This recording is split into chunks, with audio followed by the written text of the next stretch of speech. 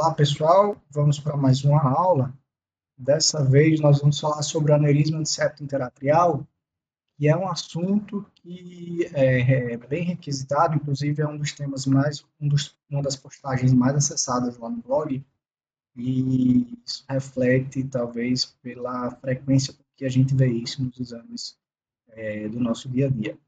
Então, como a gente vai falar do aneurisma do septo interatrial, a gente precisa entender um pouquinho dessa estrutura, que é o próprio septo, né, o septo propriamente dito, que ele é composto por uma região central, que é a fossa oval.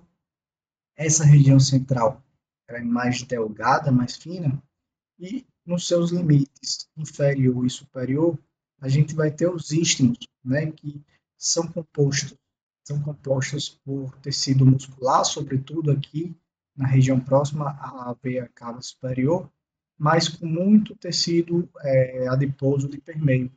Então, inferiormente, a gente tem aqui seu limite aqui junto ao septo atrioventricular, superiormente em relação à veia cava superior.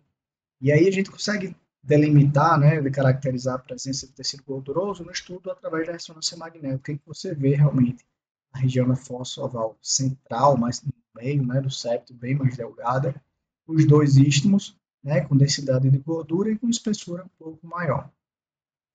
Quando a gente avalia o septo interatrial, a ecocardiografia transtorácica, a gente consegue ver alguma coisa aqui na janela apical 4 câmaras, e aí a gente consegue também caracterizar essa diferença de espessura, né? A fossa oval bem mais delgada em relação aos istmos, mas de fato a janela mais apropriada para avaliar, né, a morfologia dessa estrutura é a subcostal, e eu vou explicar o porquê logo mais.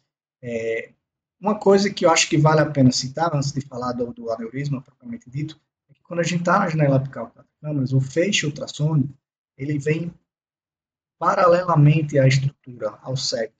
Isso faz com que haja um fenômeno chamado de dropout. O que acontece? Como esses feixes vêm paralelamente, essa região aqui ela não fica muito bem definida. E aí a gente vê isso na prática, que muitas vezes na janela apical 4 câmaras a gente tem uma falsa impressão de que há uma falha no septo interatrial, uma solução de continuidade, quando na verdade isso é só uma dificuldade de processamento da imagem. Quando a gente está, né, na modalidade de imagens baseadas pela ultrassonografia, as estruturas elas ficam melhor caracterizadas quando esses feixes eles são perpendiculares à imagem que a gente deseja reproduzir.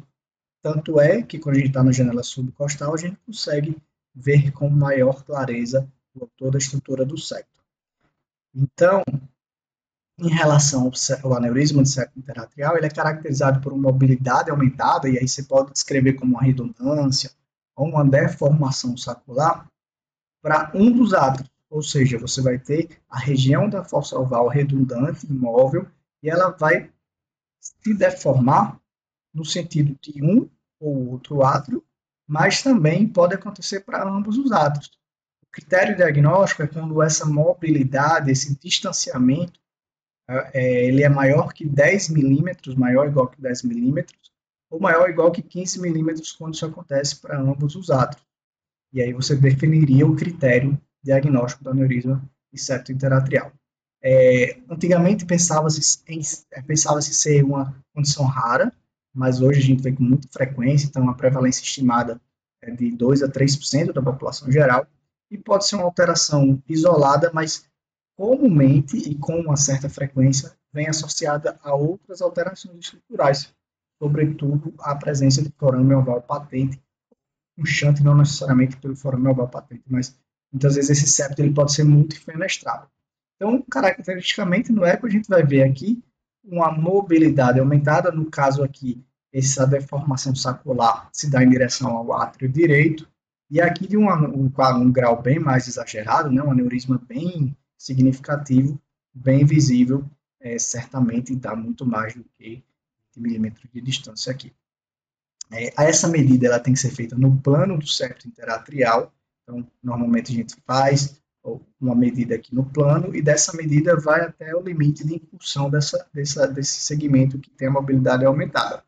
Como eu disse, os critérios estão aqui e aí a gente a partir daí pode classificar o aneurisma.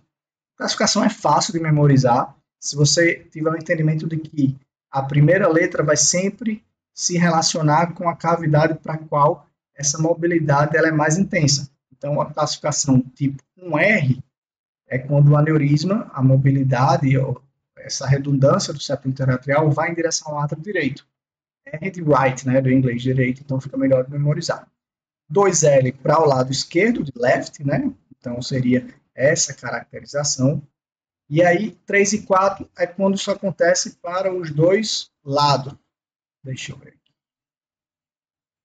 3, RL, ele vai para ambos os átrios, mas de forma mais significativa para o lado direito. Por isso o R vem antes. 4, LR, é o contrário. A mobilidade é maior para o átrio esquerdo. E o 5 é quando essa mobilidade é equidistante, ou seja, de forma igual, semelhante para ambos os átomos. Então, essa seria a classificação, né? Super tranquila. Na prática, classificar ou não, talvez não faça muita diferença, mas o que é importante a gente ter o entendimento que a presença do aneurisma do septo interatrial, ele pode se associar com outras situações clínicas relevantes, como, por exemplo, servir como foco arritmogênico, e aí para arritmias atriais, inclusive fibrilação atrial, eventos embólicos, essa região aqui em que você tem uma mobilidade aumentada pode servir como um mecanismo para estase venosa e aí formar, predispor a formação de coágulos. Aqui a gente vê que tem um trombo em formação, né? Aqui é bastante contraste espontâneo. E ter fonte aí de eventos embólicos, sobretudo acidente vascular encefálico, em até 52% dos casos. O shunt, que como eu disse, seja FOP ou seja um aneurisma multifenestrado, ele aumenta a chance, né, quando presente o shunt no aneurisma do septo interatrial, a incidência de embolia arterial chega próximo de 70%. Tanto é que quando a gente compara pacientes que com AVC, acidente vascular cerebral isquêmico, com e sem a presença do aneurisma do septo interatrial, a prevalência é muito maior nos pacientes com um aneurisma do septo atrial, ou seja, aqueles pacientes que têm aneurisma do septo interatrial, eles têm a maior incidência de AVC. Então era isso, pessoal, super tranquilo, aula rápida, vamos em frente, espero que vocês tenham gostado.